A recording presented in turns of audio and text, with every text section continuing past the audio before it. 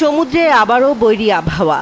নিম্নচাপের প্রভাবে উত্তর বঙ্গোপসাগর ও বাংলাদেশের উপকূলীয় এলাকায় ঝোড়ো হাওয়া বয়ে যাওয়ার আশঙ্কায় দেশের 4টি সমুদ্র বন্দরকে দেখানো হয়েছে 3 নম্বর স্থানীয় সতর্ক সংকেত।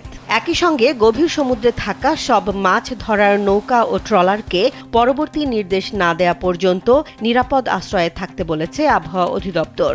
সোমবার সকালে প্রকাশিত আবহাওয়ার বিশেষ বিজ্ঞপ্তিতে জানানো হয়, পশ্চিমবঙ্গ ও তৎসংলগ্ন উত্তর উড়িষ্যা উপকূলীয় এলাকায় অবস্থানরত মৌসুমী নিম্নচাপটি পশ্চিম উত্তর পশ্চিম দিকে অগ্রসর হয়ে বর্তমানে ভারতের অভ্যন্তরীণ উড়িষ্যা ও দক্ষিণ ঝাড়খণ্ড এলাকায় অবস্থান করছে।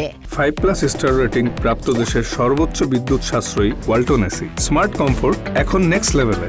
আবহাওয়াবিদদের মতে এটি আরও পশ্চিম উত্তর পশ্চিম দিকে সরে যেতে পারে, তবে এর প্রভাবে উত্তর বঙ্গোপসাগর ও বাংলাদেশের উপকূলীয় এলাকায় বিরূপ আবহাওয়া বজায় থাকতে পারে।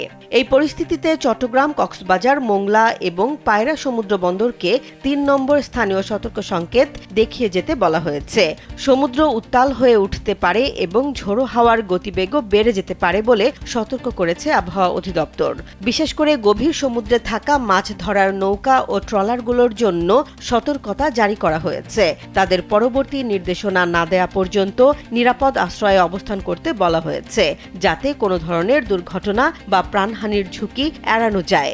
এদিকে গতকাল রাতে প্রকাশিত সারা দেশের 24 ঘন্টার আবহাওয়ার পূর্বাভাসে আবহাওয়া অধিদপ্তর জানায়, আজ সন্ধ্যা 6টা পর্যন্ত খুলনা, বরিশাল, চট্টগ্রাম ও সিলেট বিভাগের অধিকাংশ জায়গায় এবং রংপুর, রাজশাহী, ঢাকা ও ময়মনসিংহ বিভাগের অনেক জায়গায় অস্থায়ীভাবে দমকা হাওয়া ও বিদ্যুৎ চমকানো সহ হালকা থেকে মাঝারি ধরনের বৃষ্টি অথবা বজ্রসহ বৃষ্টি হতে পারে।